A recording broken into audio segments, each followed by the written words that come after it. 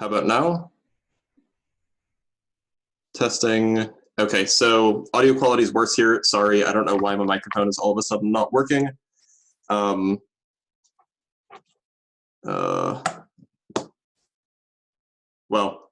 we'll deal with this for now. Hope the audio quality is all right. Right, so I got a whole lot of questions, and so did the TA. Got a whole lot of questions regarding discussions. I thought I made it pretty clear in the syllabus that discussions are to be due at 12 p.m. Every Monday. However, because this is the first week, I am willing to be a, what's the phrase that I'm looking for? A generous God or something like that.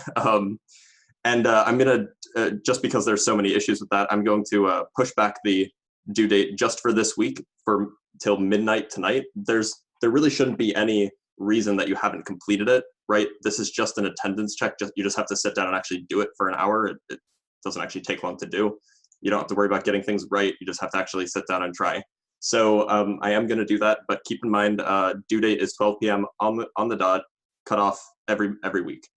So, you know, from now on, if you don't hand it in by then, you'll get zero credit for it. And, you know, a discussion is only worth 8 points, so it's worth less than 1% of your grade, but keep that in mind. All right, how do I edit this? I'm actually trying to do this right now. Assignment settings. Due date.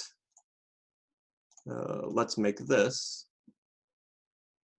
11:59 p.m.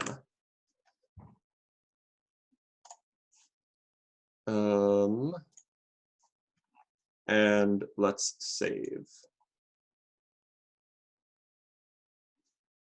All right, so it should be delayed. This is just for the discussion. The homework should have been made pretty clear was due at noon, and you can get points for late submission for the homework, and that is submitting it by Wednesday. Again, check the syllabus. The info regarding late submission for the homework is on the syllabus. Right. So let's just jump right in. Let me make sure that this is good.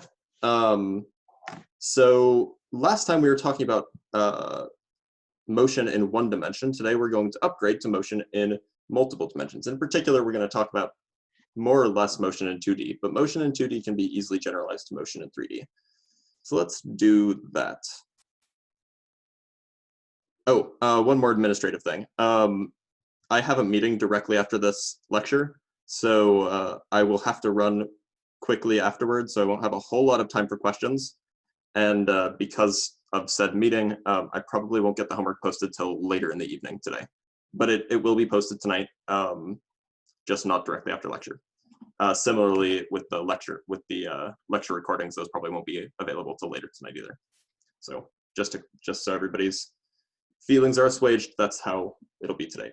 Right, so in two dimensions or in 3 dimensions, we need more than just positive and negative numbers to describe motion. We need vectors to describe motion. And that's because whereas you can describe a position on the number line with just a positive or negative number, the number line corresponding to one-dimensional motion, you could say if you were at position 8, that means you're 8 units away from the 0 on the number line, or -9 means you're 9 units to the left of the origin. In 2 or 3 dimensions, there's not just a single number that you can provide to tell you where relative to the center of your coordinate system you are. For example, if my house is described as the origin, if I choose some coordinate system where my house is the origin, and I want to tell you the location of Davis campus, I have to actually tell you have to go this many units west and this many units north or south or whatever. I think we're actually almost on the same parallel, so although it's mostly south. So you would need to provide 2 numbers, or you need to provide a distance and a direction, or in my case that I just did, 2 components, right? A component in the x direction, a component in the y direction. So we need a vector, and it should be fairly obvious why that's the case.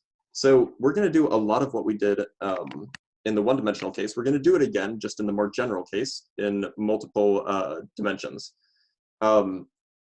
So first, let's talk about position and displacement.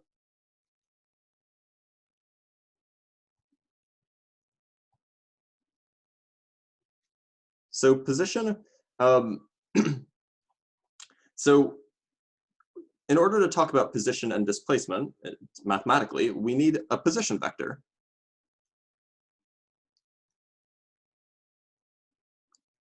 Or also known as a coordinate vector. And so the name that we give to this position vector is r with the little vector symbol over it. We don't use p because p is already taken. We use r because r, well, there's a underlying reason as to why we use r, but just bear with me. So if I were to specify the unit or the vector r in terms of components in the I, j, and k direction, I would write that you are at position x along the x-axis, plus y along the y-axis, and z along the z-axis. So you can see that this number x will tell you how far away you are in the east-west direction, let's say, from the origin. This number here will tell you how far away you are in the north-south direction from the origin. And then this direction will tell you how far away you are in the up-down direction from the origin. And then you can add them all together with their appropriate unit vectors, and you get a position vector. So with that in hand, we can then construct displacement. So displacement is just effectively delta r. It basically just tells you how far away are 2 points from one another. And the way we do this is just by adding or just by subtracting vectors. Delta r is, and by the way, note where I put the vector symbol. I put it over the r, not over the delta, because delta's not a vector. This is rf, i.e. the final position vector, minus the initial position vector. And we can write this in components as xf minus xi in the I hat direction, plus yf minus yi in the j hat direction, plus zf minus zi in the k hat direction. So it's all more or less follows through. The only thing that changed between 1 and 3 dimensions is that now we have 3 terms to all of our vectors, or to all of our positions, instead of 1. You can write whatever you want. It's just a matter of preference, but I write ri for r initial. But I mean, as long as you specify what you're talking about, it's fine.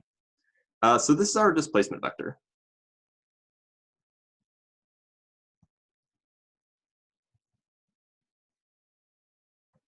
Right. So I'm going to do my best to draw what this might look like. Let's say this is y, this is z, and this is x. That's actually a really good coordinate plane. I'm very impressed with myself. So let's say that your initial vector is, say, over here. Maybe it's at this point. It's over that point, right? And then you have a final vector, say here. Final position vector, say it's over this point here. It's hard to draw things in 3 dimensions. So then, if we wanted to find our displacement vector, that would be the vector that goes from Ri to Rf. And the reason why is because think back to how we actually originally defined vector subtraction. You take the tail of one, well, we define vector addition this way, and you have to flip the vector. So it should be fairly clear where this comes from. But the bottom line is that if you add the displacement vector to the vector Ri, you get Rf. That just tells you how far do you have to go from Ri to get to Rf, right? So we can move on. That's all there is to say about displacement. It's more or less the same as it was in 1 dimension, to talk about velocity. And again, a lot of the stuff that we did when we were talking about velocity is going to follow through. We have the average velocity is delta r over delta t. Again, by the way, remember that delta r here, that's a vector, and delta t is a number. So it's fair game to divide a vector by a number. It's the same thing as multiplying by a number. You're just multiplying by the inverse of that number, right? So this is just delta x over delta t in the I hat direction, plus delta y over delta t in the j hat direction, plus delta z over delta t in the k hat direction. By the way, again, typically these displacements and the velocities and all of these things will be functions of time, meaning that they can change in time. So it will make sense then to write what the instantaneous velocity vector is, v. That is just the limit, as we did before, of these where delta t goes to 0. So that just becomes dx dt in the I hat direction plus dy dt in the j hat direction plus dz dt in the k hat direction. And note that if x, y, and z did not depend on t, then these terms would just be 0, right? So they have to have some time dependence, typically. Otherwise, whatever you're describing isn't moving at all. So here's a question where things get a little bit trickier, right? So if you have any sort of motion, in one dimension, the motion is either parallel to the displacement or anti-parallel, meaning it's either you're moving. Say your particle. Let me draw a picture. Say your particle is to the right of the origin, then the velocity is either towards the right or it's towards the left, right? And similarly, if it's to the left, it's either towards the left or towards the right. It'll either be parallel or anti-parallel. However, that sort of argument or that sort of understanding doesn't carry over when we talk about the displacement vector and the velocity vector, i.e., it's possible that the velocity vector is not in the same direction or in the opposite direction of the displacement vector, right? So one way to view that is with an example. So let me just write out this question first. Is v parallel to r? By the way, when we say two vectors are parallel, we just mean that they point in the same direction, right? They can have different lengths, but they point in the same direction or in opposite directions. So the answer that should be clear is not always, right? You could have a position vector that is completely unrelated to its velocity vector. And I'll give an example. Let's say that our position vector is given by the functions x of t in the I hat direction plus y of t in the j hat direction. I'm suppressing the third coordinate just because it makes it easier, where x of t is, say, 3 meters per second times t, and y of t is, say, just 5 meters, right? Then we can actually compute v of t. V of t, and let me put the functional dependence. V of t is dr dt, as should be fairly clear from this notation up above, which is just dx dt in the I hat direction plus dy dt in the j hat direction. And we can then just compute those derivatives, right? The derivative of x with respect to t is just 3 meters per second. So this is 3 meters per second in the I hat direction. And the derivative of y with respect to t is 0, right? It doesn't have any time dependence. So this is just the velocity vector. Now, it should be fairly clear that a vector that points just in the x direction does not point in the same direction as a vector that points in both the x and the y direction, right? Because both x of t and y of t are non-zero. So this is just a simple example where you can have the velocity vector pointing in different directions from the displacement vector.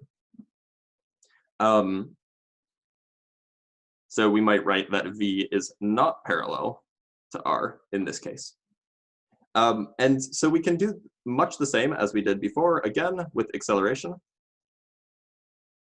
We're going to define them the same way. The average acceleration is the change in the instantaneous velocity with respect to time, or over the change in time, which again is delta vx, delta t, in the I hat direction. By the way, I actually didn't introduce this, but the velocity vector, this term dx dt will often be denoted vx. This term will be denoted vy for fairly obvious reasons, I hope. And similarly, the same will be true for a. Anytime you have a vector, you can always just write a subscript like x, y, or z, and that will tell you the component in that direction. So let me continue. Plus delta vy, delta t in the j hat direction, plus delta vz over delta t in the k hat direction. And then similarly, we get for the acceleration, the instantaneous acceleration, it's just the time derivative of the velocity, which is just the second time derivative of the position, sorry, of the displacement. So this is just the second time derivative of the x position in the I hat direction, plus the second time derivative of the y position in the y direction, plus the second time derivative of z, or of the z position in the z direction. Yeah, there's derivatives everywhere, but these are generally not hard to compute. You guys all know how to deal with derivatives. Right, so now we can actually move on to slightly more nuanced things that come about because we are in multiple dimensions. This is all fine and dandy, and you could write down kinematic equations for constant variable, or for constant accelerations, constant vector accelerations for each of these, but I'm going to back up a little bit. We'll get to that in a minute. And I'm going to talk about something else a little bit more nuanced. So I'm going to talk about splitting directional and magnitude changes of a vector. I think magnitudinal is not a word, but I'm going to make it a word anyway.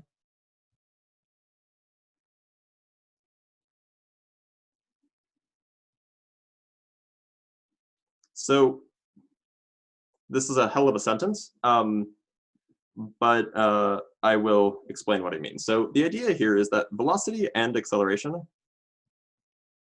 both talk about changes of a vector, right? And there are two key components to a vector. There's the direction and the magnitude. And the important part here is that both of these things can be changing in more than one dimension. So we can treat changes in the magnitude separate from changes in the direction.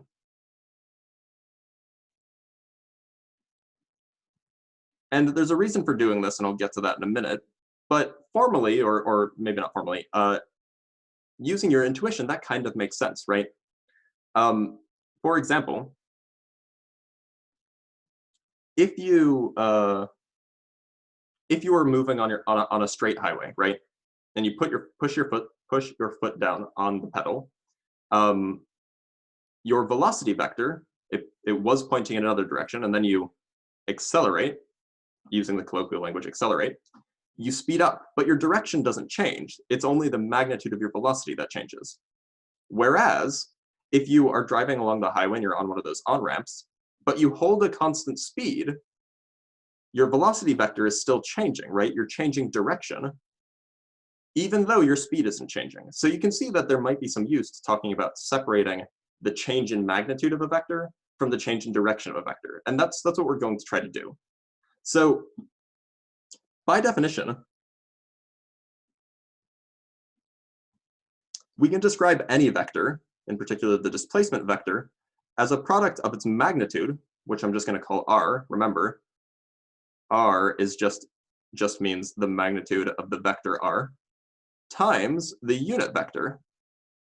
This is the unit vector in the direction of r.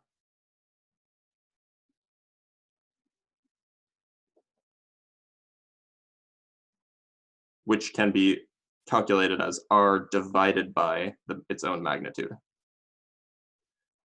So all I'm doing here is I'm saying, look, you can decompose the vector r to be a vector of length 1 that points in the same original direction, and then just multiply it by however long it originally was, right? That's another way that you could construct said vector.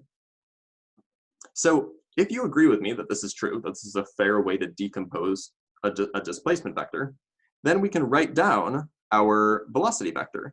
The velocity vector is just the time derivative of the displacement vector.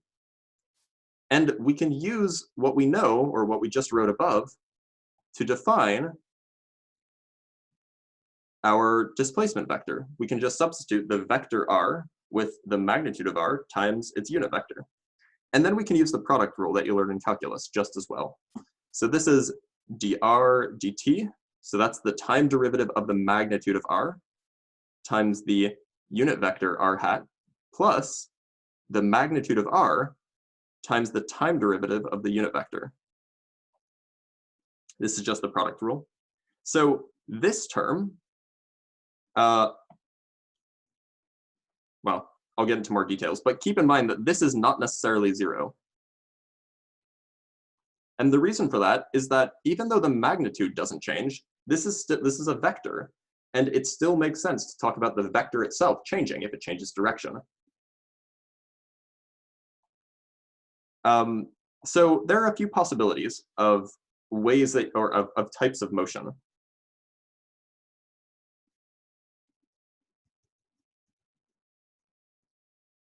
And it's useful to break these down just so you can see what each of these terms in this formula represent, right? So the first possibility is that you could have an object moving directly towards or away from the origin.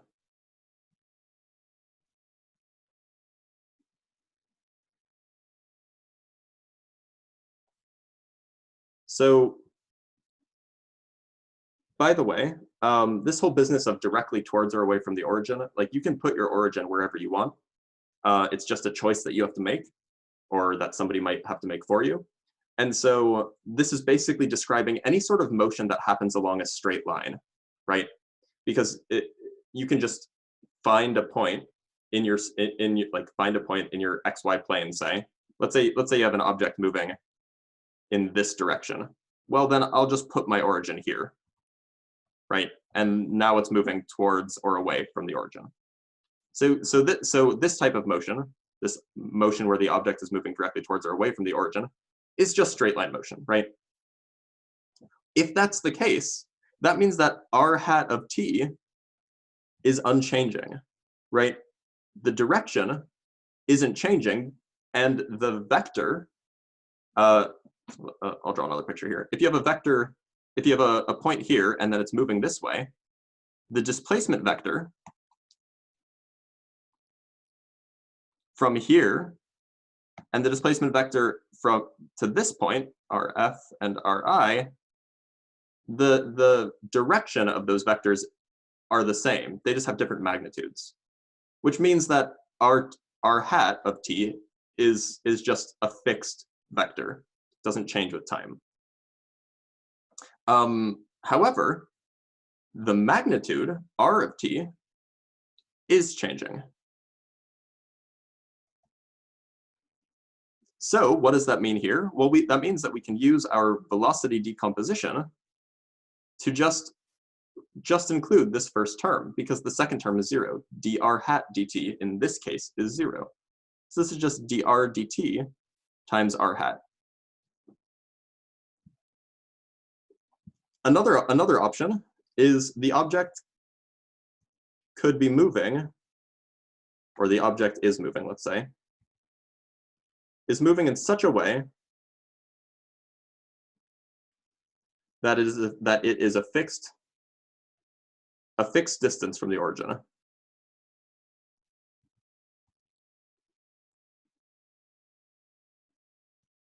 So what would be an example of this?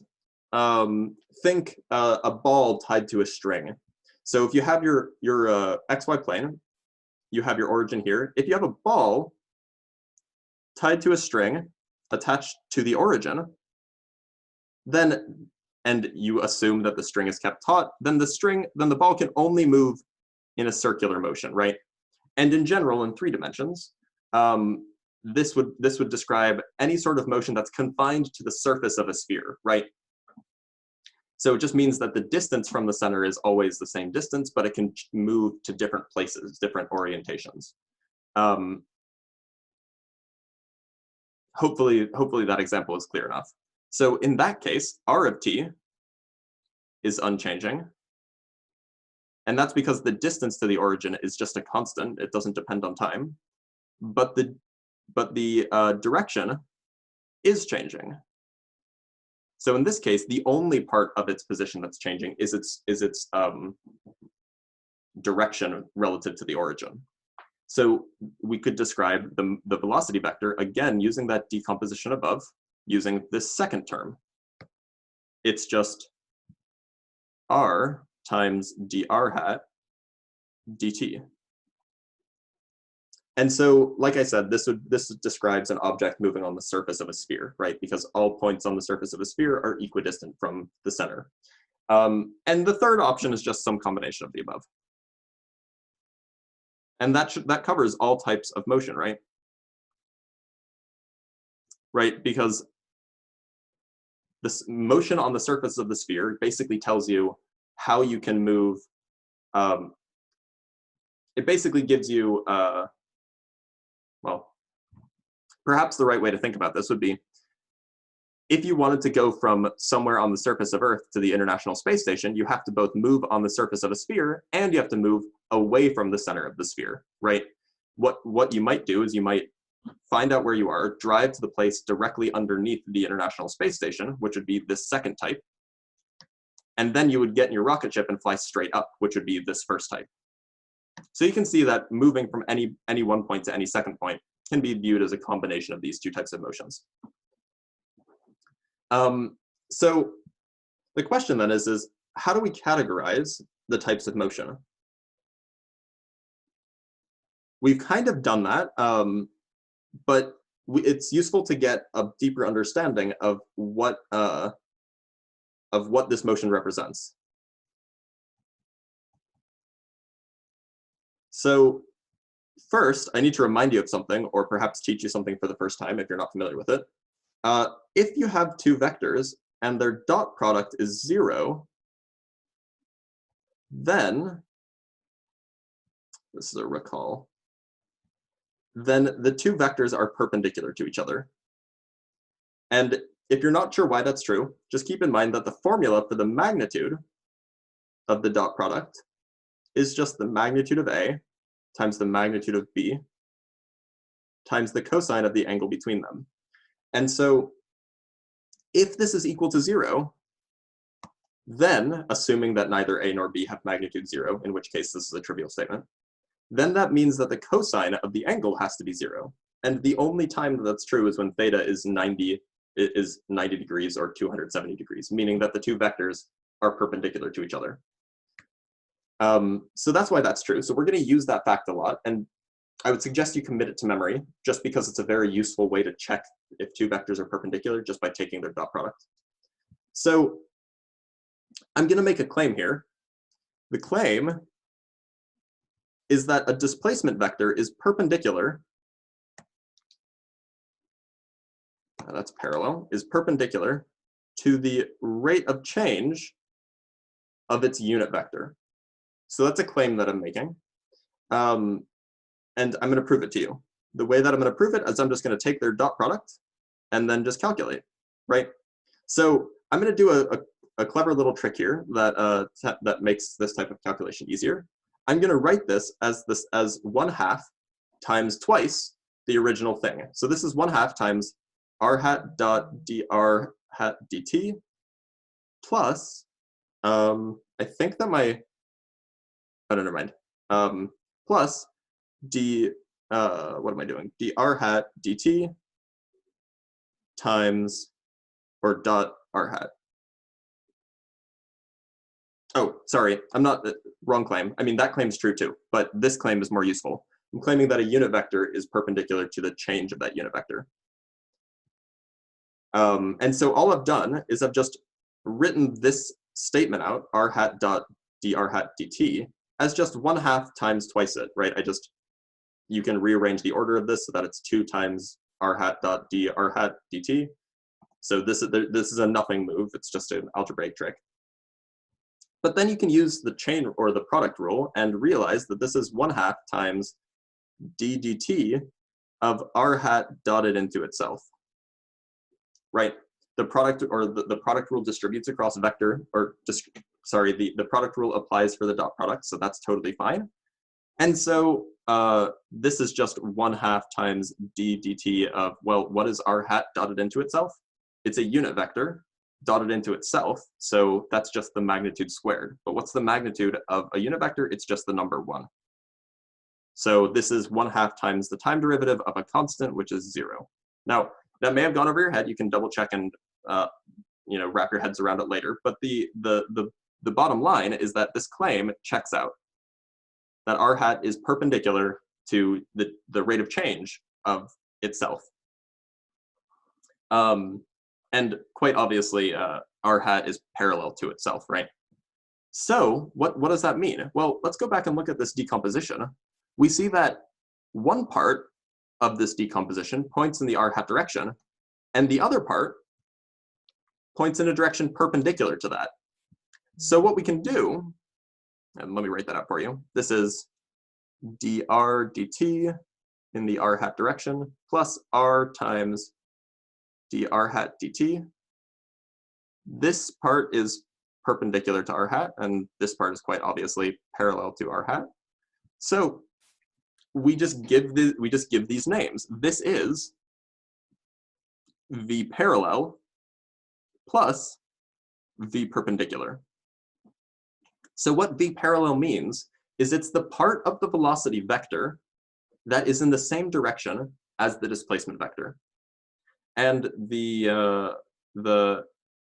v perp, v with this little symbol underneath it, which I will call perp, v perp is the velocity vector, is the part of the velocity vector that's perpendicular to the displacement vector.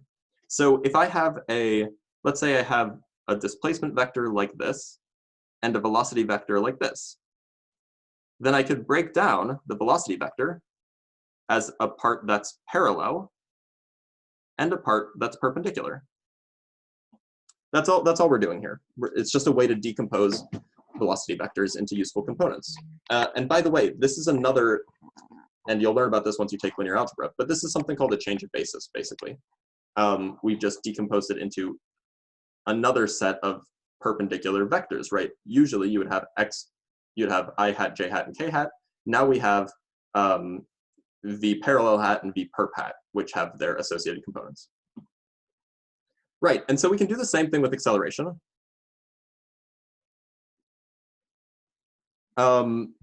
It can be the result of changing speed.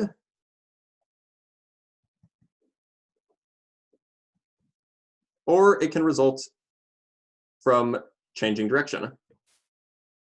Right, if you're moving along at some speed,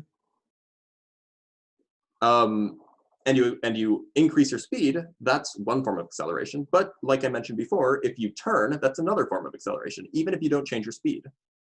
So just as I just did, we can write the acceleration vector, which is dv dt, can be written as dv, where v here is the magnitude of the velocity, i.e. the speed, in the v hat direction, plus the speed times the rate of change of the velocity unit vector. This is the exact same calculation that I did before. I'm just doing it again for acceleration. And now we can call this thing a parallel, and this thing a perpendicular. These are the components of the acceleration that are parallel to the velocity and perpendicular to the velocity. And I know that this seems like it kind of comes out of nowhere, and I'm just introducing this for no reason, but it'll make sense in a second. So, by the way, this would be putting your foot on the brake, or on the gas, or on the brakes. This would be turning your wheel, right? Those are the two different ways that you can think about those two vectors. All right, so now why did I introduce this to begin with? Well, let's talk about circular motion. So that is one type of motion that we could have had. It's the type of motion that's described by this case here, motion in a circle. And it's not quite as trivial to describe, right? So we're going to look at the special case of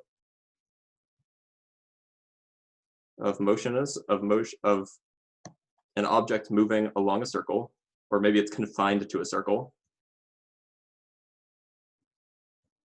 A good example of this might be, let's say you have like a ring made of wire, you know, like the doctors offices, like when you were a kid, there you might have like a ring made of wire with a bead on it. The bead can only go in a circle, right? It can't move back and forth away from or towards the center of the circle. So an object confined to a circle would undergo this type of motion, circular motion. So let's look at the average, so let me draw a picture here. So you have a circle, say you have a circle, and we want to say compute the, let me close that up, compute the average acceleration between 2 points. Let's say this is point I, say this is point F. We want to find the average velocity. Well, what we would do is we would maybe draw out what our velocity vector looks like. Velocity vector here, let's assume it's counterclockwise motion, would be point that direction. Note that if you are traveling along a circle, your velocity vector has to be tangent to the circle at your point, right? Similarly, the final velocity vector here is over here. And let's just assume you're moving at a constant speed just to make things easier. So these velocity vectors are approximately the same length. So now, how would you find a average? Well, sorry, a perpendicular. Yeah, let's just do a average. So a average is just, it's just VF plus VI divided by 2, right? Sorry, divided by 2 delta t. Sorry, that's wrong. I need a minus sign there and no 2. I was thinking, I mean, yeah, other way around. You're right. Vector arrow over VI, not VF. Yeah, there we go. Okay, so if we want to find the average, we just compute the change in the vectors divided by the change in time.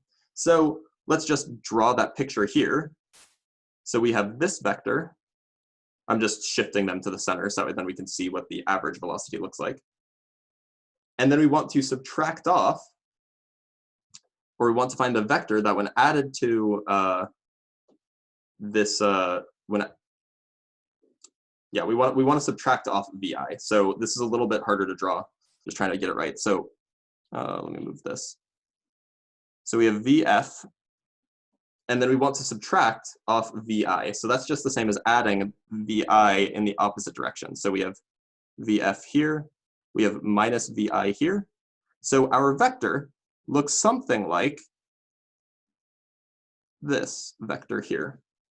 So in this case, A average, and really this is actually the perpendicular component of A average, because if they have different speeds, then you know, there will be a parallel component of A average as well. But in this case, A average, or A perpendicular average, points to the center of the circle.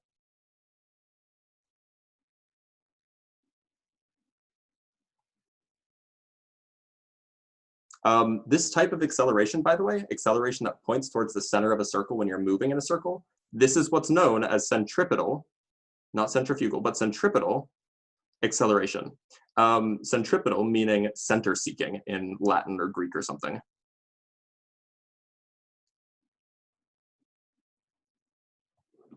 So the idea here is that the perpendicular component of the, oh, and by the way, we'll often call this thing AC for centripetal, and that is just perpendicular acceleration.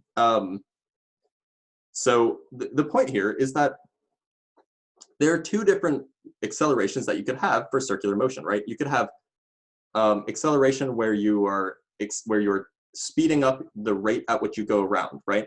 That would be aparallel, has nothing to do with the centripetal acceleration. The aperpendicular is the part of the acceleration that just changes your direction. And hopefully it's not too hard to see why the part of your acceleration that changes direction has to be perpendicular to the circle at all times. So the idea here is that if well, first of all, a perp has to be perpendicular to your velocity vector, right? If your velocity vector is here, a perp has to point here. That's just a mathematical result that we found here. A perpendicular is defined to be the acceleration vector that is the part of the acceleration vector that's perpendicular to the velocity. But it also kind of makes sense, right? If you think about how much accelerate or how much delta v, or what change in your velocity vector do you need to add to your velocity vector to make it turn, you need to add a part of your velocity vector that's in the direction you want to go, right? If I added this here, maybe your new vector would be this one. And so you can see that perpendicular acceleration is what lets you go around in a circle rather than just going straight off towards infinity.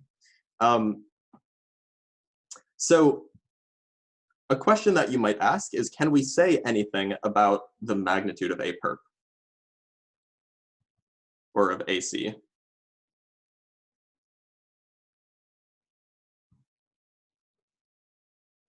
Well, certainly, if you're going around your circle faster, you need more and more acceleration to keep you going in a circle, right? That is, if you need enough acceleration to change your velocity by an amount enough to keep you going in a circle. If your acceleration wasn't enough, your circle would be bigger, right? Just think of the a purpose telling you how tight of a circle to make, because that tells you how much your velocity changes, how much the direction of your velocity changes as you go around.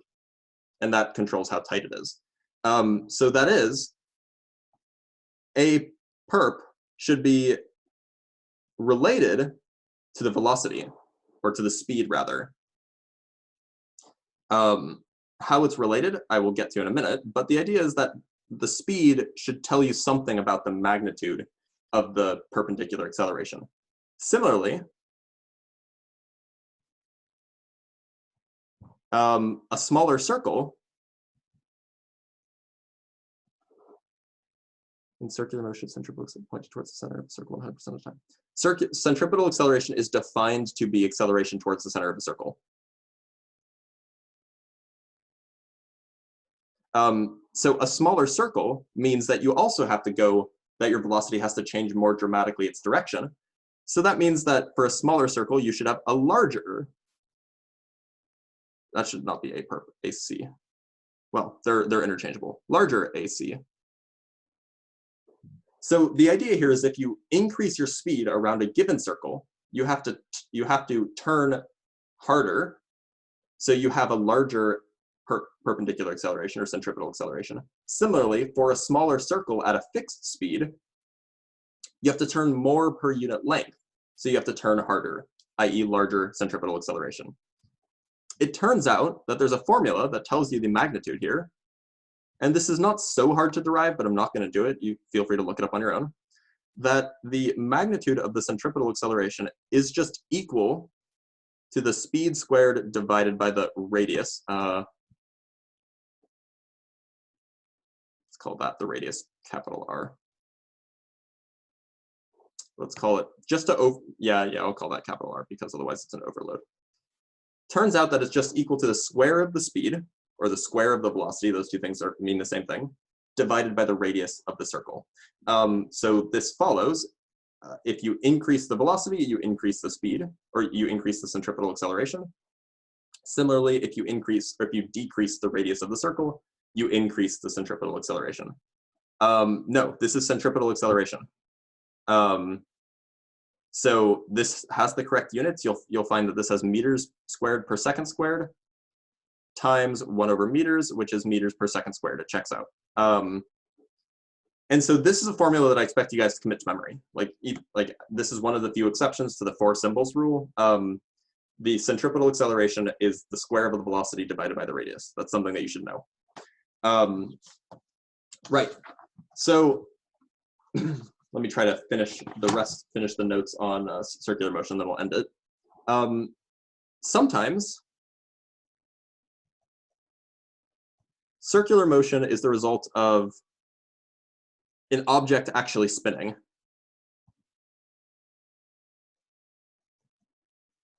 Or rotating, rather than like something going around a center. For example, a merry-go-round. Right? So the question that I'd like to answer here is, how do we convert from RPMs to linear velocity?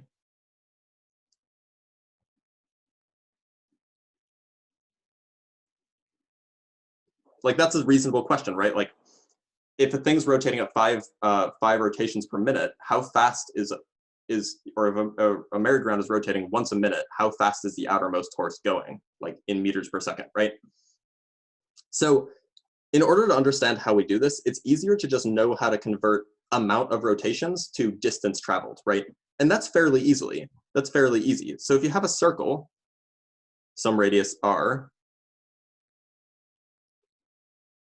and I'll get to this in a minute, one full rotation is 2 pi units, or 2 pi r distance traveled, right? That's just the circumference of a circle, 2 pi r traveled. And it'll have units associated with this, with whatever r is. So if you want to find the distance traveled over some angle, say, if you want to find the arc length given by some angle theta, then you can find that fairly easily. You just multiply the angle by the radius. And actually, I usually write it in the opposite order. Otherwise, it looks bad to me. And you'll find that, and by the way, this angle is in radians.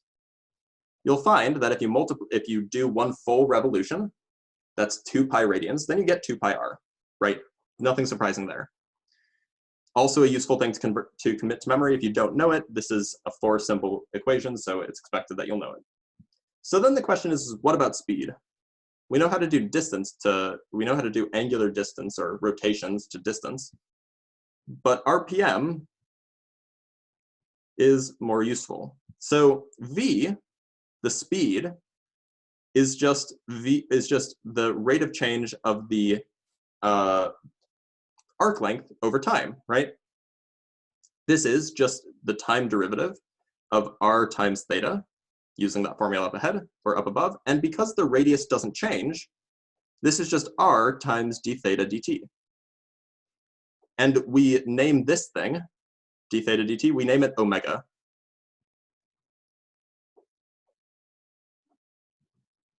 And we give it the name angular speed. And we'll talk about angular velocity later, which is also a vector. But the point is that given some angular speed, which is just the, and you can figure out how to convert that from RPMs later, convert between angular speed and RPMs later. Given an angular speed and a radius at which you're going around a circle, you can compute the linear velocity, or the linear speed rather. So what we can do is we can express the centripetal acceleration, or the magnitude anyway, another way, because we know another way to relate velocity to the rotational speed, or the angular speed. That is, AC is v squared over r, but v squared is just r omega quantity squared over r, which is just r times omega squared. So this is just another formula, or another way of expressing the same thing. It just tells you that the rate at which you're going around the circle affects the centripetal acceleration, right? If you square that rate with the appropriate units, it's in radians per second. Yeah, s is arc length. If you square that angular speed and multiply it by the radius, you get the centripetal acceleration. All right, that worked out really well with regards to timing. Glad I finished rotational motion, or 2D motion and rotational motion. We'll talk more about multi-motion in more than one dimensions on Wednesday, but that's all I have for you guys today. I can stick around for a minute or two to answer just some very quick questions, but I do have to go because you know, I have a meeting now. But so discussion solutions will be released by the TA, probably maybe tonight or by Wednesday. Homework solutions will not be posted until Wednesday, if only because late homeworks are accepted up until Wednesday at noon. So you can expect to find them by then. And the grading TA will write up the solutions there. they should post them. All right. Do feel free to shoot me any administrative emails if you have questions. Otherwise, I got to run. So take care, and I will see you guys on Wednesday.